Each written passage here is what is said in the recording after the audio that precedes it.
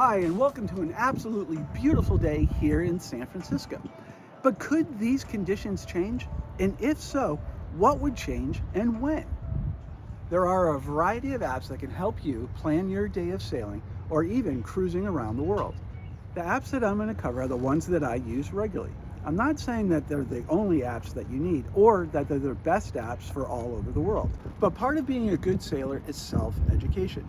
Do your own research to find the tools that will give you the best information for the area you are sailing in. Let's touch on some of the basic apps I use here in the San Francisco Bay.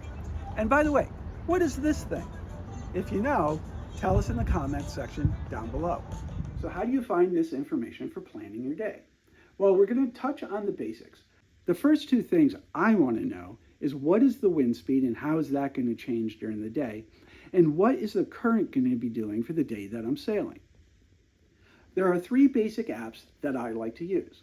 Now, I have an iPhone, so keep that in mind as we go over these. And yes, there are other apps, but these three are a great start. The first app I check for general weather and wind is the iPhone Weather app. Because they have merged with Dark Sky, I find the app pretty reliable. So click on the app and then touch on today or the day you are planning to sail. When that opens, you will see the temperatures for the day. Touch here and a drop-down will appear. Touch wind and you will get the wind forecast for the day. This bottom line is the prevailing wind. This top line is gust. If you tap on the white dot, you can scroll over the line for the time of day and what that wind is at that time of day. Also, if you want to see another day, just touch up here on the date instead of starting all over. The other app I use for wind is PredictWind. I'm currently using the free app, so mine has a lot less features. However, what's kind of cool is that you can touch on an area and get the wind speed for that area.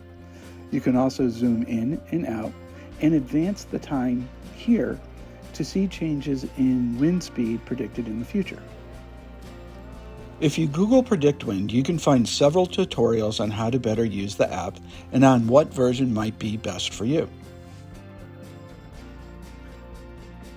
The final app I really like is AyeTides.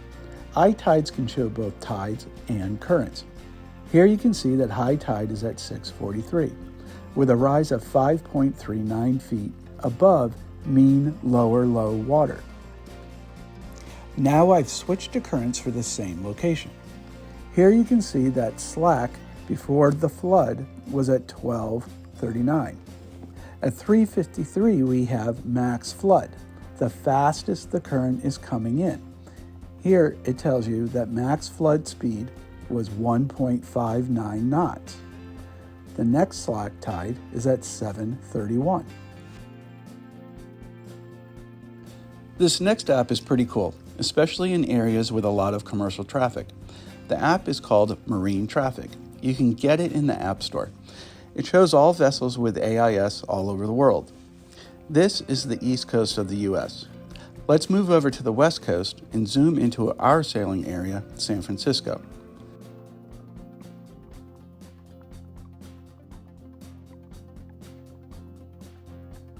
Our school is right here. To the east is Oakland. This is a major area where container ships load and offload. While the ships are waiting, they anchor here and are represented with a diamond.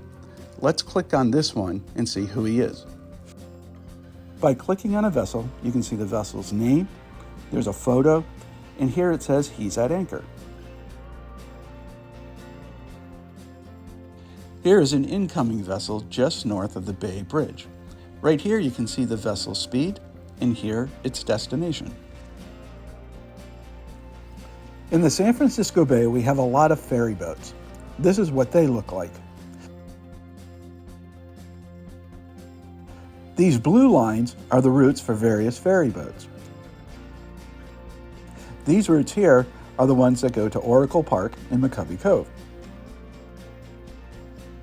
With MarineTraffic, there are other features you can get with a paid upgrade. I have the free version, and that's fine for our area. However, if you are a cruiser and don't have AIS, I'd get the professional version.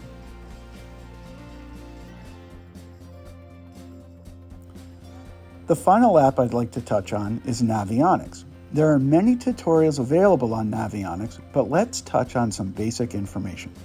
The red arrow you see is your boat, and as you sail, it will track your course. Here, I'm clicking on this blue arrow that is indicating current direction, in this case, an incoming or flood tide. If you scroll here, you can see that this area will change to a slack tide at 10:43, and then an ebb at 10:46, and then back to a flood at 4 o'clock.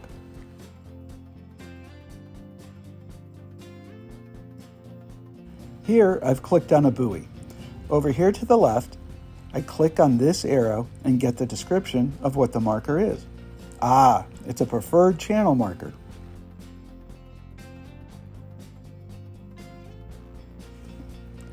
By clicking anywhere on the water, I can get the approximate depth for that spot.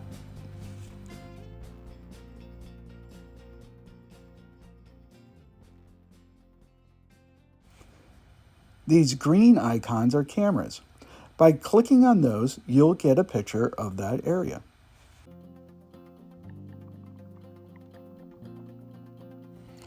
These purple icons with a sailboat in them are marinas.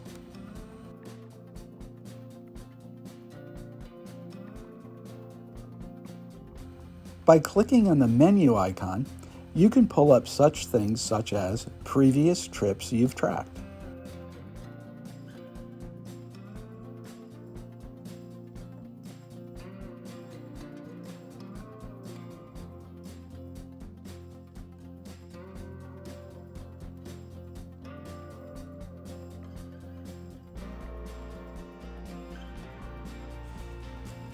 You can also calculate trips by using waypoints.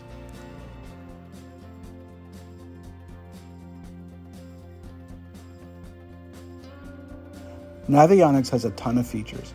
It's a great app, and I highly recommend watching the tutorials. As you can see, there's a lot of information out there. I've dropped some links in the description down below for you to check out. At the end of the day, you want to gather as much local knowledge as possible and be able to research areas you haven't sailed in yet. So I hope you enjoyed this video, and until next time, cheers.